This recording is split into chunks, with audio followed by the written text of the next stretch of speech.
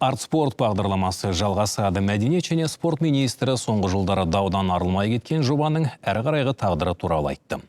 Тек биыл тегін үйірмелерге қатысатын балалардың саны 560 мыңнан аспауы тиіс. Осы мақсатта жергілікті атқарушы органдар 86 миллиард 7 миллион теңге қарастырып отыр.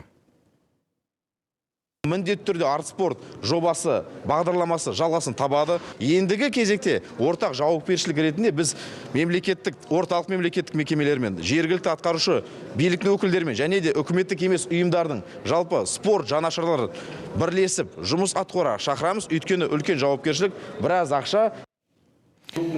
Ведомствоның қорытынды коллегиясына өңір-өңірден спорт жанашырлары жиналды. Талай жылдан бері қордаланған проблемалардың келесін зілтемірші Илья Ильин ортаға тастады.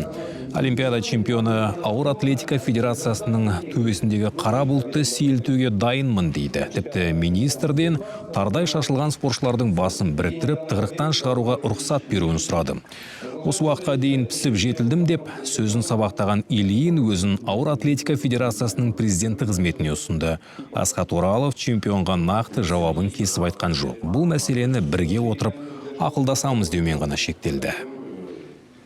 Я уже 2 года в ней как не профессиональный спортсмен. Мен бұл жерде 2 жыл кәсіби спортшы емес спорт менеджері ретінде жұмыс істедім. 2 жыл бойы мен қарым-қатынас орнатып, командада кейбір мәселені шешіп келемін.